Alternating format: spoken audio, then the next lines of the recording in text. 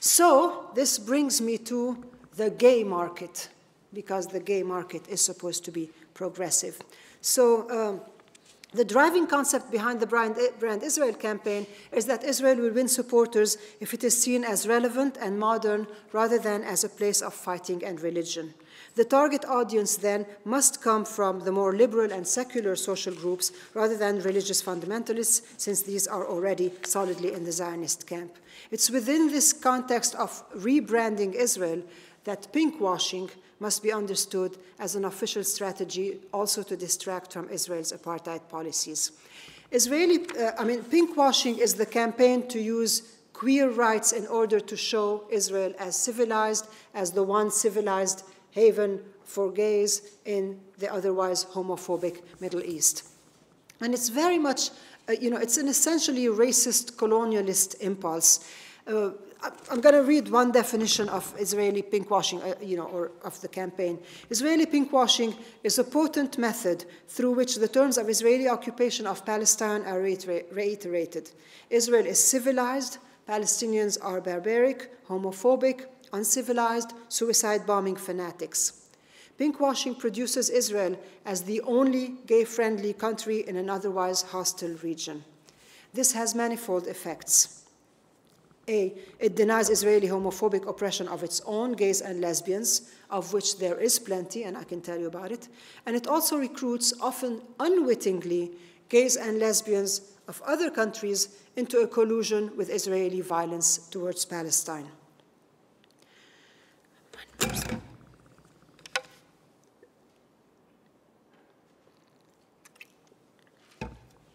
So pinkwashing harnesses global gays as a new source of affiliation, recruiting liberal gays into a dirty bargaining of their own safety against the continued oppression of Palestinians, who are then considered, of course, gay unfriendly. The strategy of pinkwashing also works to invisibilize the presence of numerous Palestinian gay and lesbian organizations. For example, PQBDS, Palestinian Queers for BDS, which is an extremely active Palestinian queer organization, that gets completely dismissed, so that pinkwashing creates this Israel is gay-friendly, and all of the Arab world is gay unfriendly. And there's no queer activism in the Arab world. And yet, we know that there are numerous Arab LGBT organizations that have long negotiated the personal and the political spheres of sexual identity under occupation and apartheid. Israel may be gay-friendly for its tourists. Actually, it is gay-friendly for its tourists because it needs them. And it needs them financially, and it needs them for its branding. However, that does not mean that Israel is gay-friendly, because if you're not Jewish or a tourist, then Israel is not friendly to you. By denying the Palestinians, queer or not, their most basic inalienable human rights, Israel remains above all the greatest purveyor of institutionalized violence and oppression for all Palestinians, regardless of our sexuality. So queer Palestinians have to engage in a struggle against homophobia within our own culture, as indeed queers of all nationalities do. I don't know that there are many cultures that are not homophobic, that do not have significant homophobia. But also we negotiate homophobia within our own culture, but we also have to negotiate against Israel's colonization, occupation, and apartheid. So it's like being a white woman or a woman of color. That's very, very, very simplified. The 1948 Nakba did not spare queer Palestinians whose basic rights and civil liberties are suppressed just like those of all Palestinians. Israel discriminates against all Palestinians regardless of sexuality within Israel proper, where there's a system of apartheid, where they have been second-class citizens for over 63 years, within the West Bank, where they have lived under brutal military occupation for 44 years, and within the Gaza Strip, where they have been subjected to a genocidal siege after decades of occupation, and in the global diaspora, where they are denied their UN-recognized right of return. So when you say Israel is gay-friendly, you are privileging some gays over others. That's completely against the very idea of queer, because queer activism is an activism of inclusion, of transgressing boundaries, of not believing in binaries anymore. It's not an us and them. It's not are you homo or heterosexual. Queer transcends all of this. So queer activism must be against this differentiation that says, okay, we will have the queers with rights and the queers with no rights. So pinkwashing distracts from Israel's violence against queer Palestinians, and as such it reproduces an aspect of settler colonialist discourse, which is the erasure of the indigenous experience. In this case, the erasure of the queer native experience of displacement, dispossession, and disenfranchisement. So when you hear that Israel is gay-friendly, please stop and ask yourself which gays it is friendly towards. Israel is gay-friendly for Jewish gays and for European tourists. This is a very exclusivist friendship, and as such, it's not really a friendship as much as a strategic alliance. And I can tell you a whole lot about the strategic alliance because, most of the people behind pinkwashing are homophobic. They're not even doing it because they are gay-friendly. I have this right here. So, for example, Quaya, Queers Against Israeli Apartheid, which is the group from Toronto. Queers Against Israeli Apartheid's participation in the Toronto Pride Parade in 2008 was challenged by two groups, and one of them, one of the groups, so the Canadian Jewish Congress, the co-president is Rabbi Reuven Balka, and he's the one who challenged this, and he opposed the participation of Quaya in Pride Toronto, but he also sits on the advisory board of North, which is US-based. He's Canadian, but he sits on the advisory board of this US-based committee, North, which is the National Association for Research and Therapy of Homosexuality. The National Association for Research and Therapy of Homosexuality is an organization that believes that homosexuality is a psychological condition that can be cured through conversion therapy. If you talk enough to a gay person, you can cure them of their homosexuality. So these are the people behind pinkwashing. When we see how they are associated with some of the most homophobic organizations, clearly they're not into pinkwashing because they are actually gay-friendly. They're into pinkwashing because Israel is where is my quote? Because of this. Joel Line, Israel's consul for media affairs in New York City, said, gays are actually one of our target markets. We're trying to reach out to people. We're trying to be attractive to people, and gays are one of our target markets. So we see that Israel is using all of these forms of showing itself as a beautiful place, as an attractive place, as a gay-friendly place, but all of these are being used in order to distract from its apartheid, which is why we need to engage in boycott, because boycott is the only thing that's actually going to, A, get us away from the propaganda, and B, address the situation on the ground. So we know that there's a lot of pinkwashing going on here. I'm going to speak about the US, but I assume that it's the same in Canada. Talks by queers, Israeli queers, even a few token Arab queers who come to, speak on campuses, speak on in community centers, and tell us all about the wonders of being queer in Israel.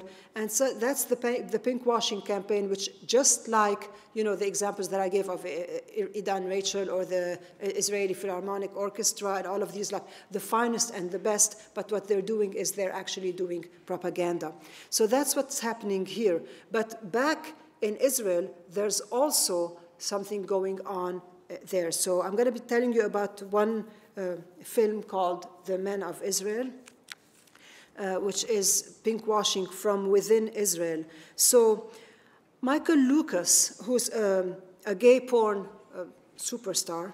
He's a staunch Zionist. He once owned a travel agency, and he's also very, very involved in pinkwashing. He has a special interest in projecting Israel as a gay tourist destination. I mean, he was a travel agent.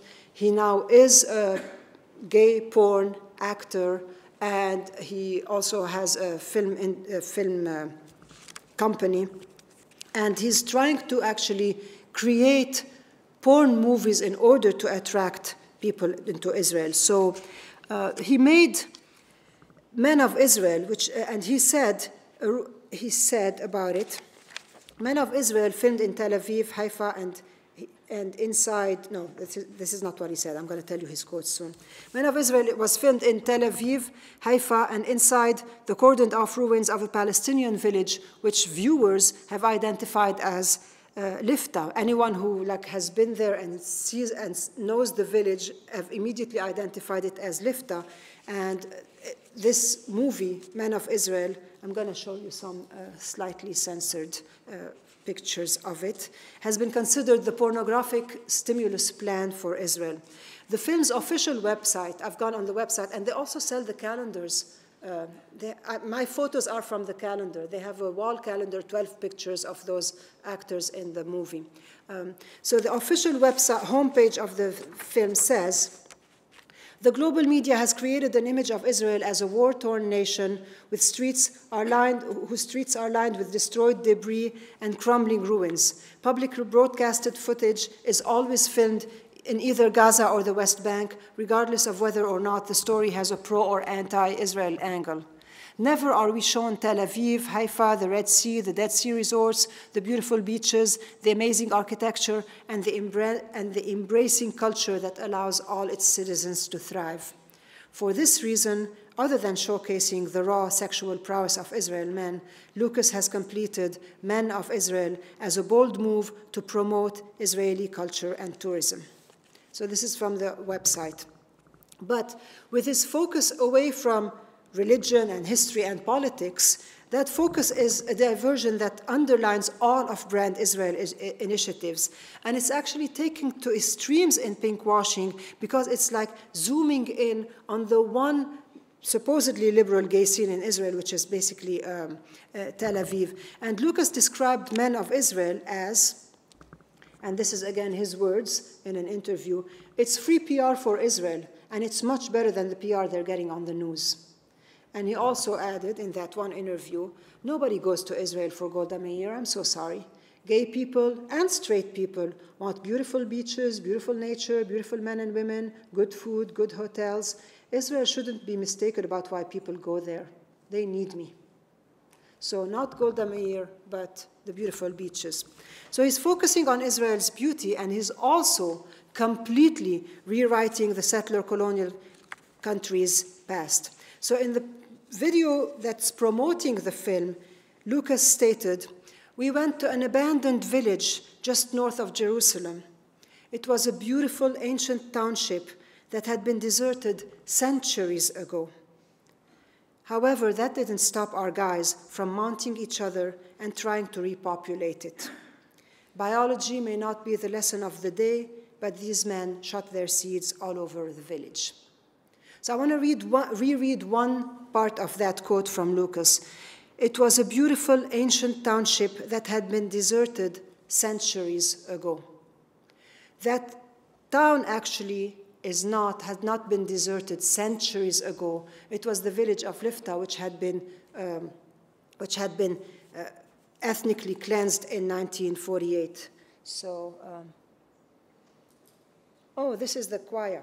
I'm like trying to rush because I've been speaking for a lot. This is Queers Against Israeli Apartheid, and their motto is Pride is for all, tear down the wall, and also no pride in apartheid. This is Men of Israel. So, this is from the calendar. But the wall behind him, that's one of the Palestinian homes. That were, so basically, it's filmed in the village that had been ethnically cleansed in 1948, in April 1948, a month before the creation of the State of Israel. And it's not an ancient town, a beautiful ancient township that had been deserted centuries ago. It's a Palestinian village whose population had been expelled in 1948. This is one other picture, also taken from the calendar. Again, and look beyond the man, look at the walls. That's the home. Look, yes, if you can, look, take your eyes away from that amazing beauty and look at basically, so he's making a calendar in this supposedly abandoned township that had been deserted centuries ago, and he doesn't even recognize that this is actually Lifta. So, and he's saying, biology may not be the lesson of the day, but these men shot all their seeds all over it, trying to repopulate it. So it's not just biology that he's flunking, as well as history. But if you want to repopulate the village, then let the Palestinians come back. Because the Palestinians are refugees. Some of them are living only minutes away from that home, where now there's pornography being shot, as a stimulus plan for Israel. The people are refugees, and this is cordoned off, and the Palestinians are not allowed in. And Lucas claims that this is abandoned, has been abandoned for centuries, and is making a film that is propaganda for gays, basically. This is what gays can do in Israel. Come to Israel. Everything that I've read to you are quotes from Lucas. He's a very staunch Zionist. He totally wants to promote Israel as gay-friendly, but what he's doing is a complete violation of Palestinian human rights. So, all right, I am going to move away from this. I've been speaking for almost an hour. Okay, so I am gonna try and cut it short because I want to allow for lots of Q&A. So I discussed pinkwashing because it is the 21st century manifestation of Orientalism. And Orientalism is this colonialist impulse to judge a country by how it treats its women. So in the old days, it was like, we go into these countries and they treat their women bad, therefore we can occupy them, because treating the whole people bad isn't bad. It's just treating the women bad that's bad. So today, with pinkwashing, Israel is trying to judge the Arab world by how it treats its gays. But I do want us to look at how Israel treats women. As an occupying power, Israel is responsible for the treatment of the people it occupies. That's international law. It seems like Israel doesn't really care much about international law, but that is our standard, international law. And by international law, Israel is responsible for the treatment of the people that it occupies. So if you want to judge a country by how it treats its women, let's look at how Israel it treats its women. So I actually do want to speak a little about the experiences of Palestinian women. And yes, it is true, we are very oppressed. We're very, very oppressed. We have no freedom of movement. We can't travel. We can't go to school. For years, we've had to hold schools in our classes in schools, in mosques, even under trees for up to 4 years at a time. We are very severely punished for voting. We have no access to health care. We can't even really choose what to eat because our diet is determined for us by someone else. But our oppressor is not Islamic fundamentalism. Our oppressor is Israel. Every one of those rights of ours that is violated not by Muslim men, but by Israel. The reason we can't travel is Israel. The reason we can't go places is Israel. The reason we can't go have no access to healthcare is Israel. It is not Islamic fundamentalism. Our oppressor is not Islamic fundamentalism. Our greater oppressor, The reason we can't go to schools, I mean, for a while during the Intifada, the home in which classes were, if women held classes in a home, the home would be demolished. That's why they started holding classes in mosques and churches, because they thought Israel is not going to demolish mosques and churches. So, I mean, who is denying us the right to education? It is not Islamic fundamentalism. Women at checkpoints, who give birth at checkpoints, who sometimes lose their baby at checkpoints because they can't get to adequate health care, that's not Islamic fundamentalism. That's Israel. So if we want to judge a country by how it treats its women, let's look at how Israel treats its women. The statement is by Sami Shomali, who's actually part of Al-Qaws. Al-Qaws is a Palestinian queer organization. And as he put it, and I think this quote is so nice that I created a photo to go with it, there's no magic pink door in the apartheid wall. So Israel is not gay-friendly to Palestinians. Apartheid still blocks us from our rights. So I want to show you now some images of violence against Palestinian women. This is at a checkpoint. These are women at a checkpoint. I call this violence against women. I call this violence against women. These are settlers, Israeli settlers, pulling a woman's scarf and kicking her. I call this violence against women. This is Hannah Shalabi, who is in administrative detention for I don't know how, it's been 16 days, and this is not the first time. And that's her mother, and now they're both they're fasting, they're on a hunger strike. And this is violence against women too, uprooting this woman's olive tree. Why don't we think of that when we think of violence against women? And still we persist, and still we resist, and still we reach out for solidarity so that we can make the shift from being complicit, because by not denouncing this, you are complicit. Through your silence, through your support of the system, make the shift from being complicit to becoming an ally. And you can become an ally through BDS. The tide has turned. BDS has proven to the world that Palestinians are indeed engaged in nonviolent resistance. BDS is nonviolent. There's nothing violent about it. And it has been so successful that no one is asking us now, where is your Gandhi? Because we have proven that we have not one, not 100, but 100,000 Gandhis. Our strategy is nonviolent, and it's working. We are speaking truth to power. We are showing Israel for what it is, and we are working on changing that. And just as South Africa depended on global solidarity to end South African apartheid, we depend on you to end Israeli apartheid. The solution is within everyone's reach. And not the least of the successes of BDS is that indeed it has shifted the discourse about Israel. No one is asking us to denounce terrorism anymore because they know better. There was a time, only a few years ago, when every time a Palestinian was invited to speak, reporters, journalists would interview us, and the first question that they would ask would be that offensive question which always put us on the defensive, always having to dissociate ourselves from the actions of a few. Do you denounce terrorism? Now, nobody asks us that anymore.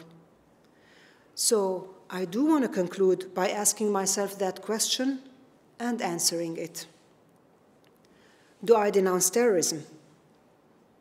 You bet I do.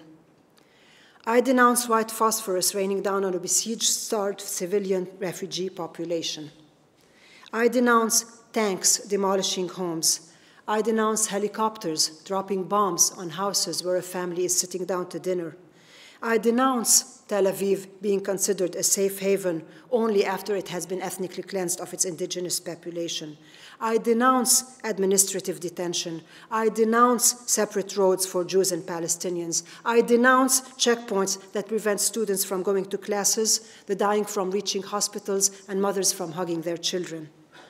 This is the state terrorism that I denounce, and I am fighting it with nonviolent resistance, and I'm asking you to join me. It took global solidarity to end apartheid in South Africa. It's going to take global solidarity to end apartheid in Israel, and we can do it. Thank you.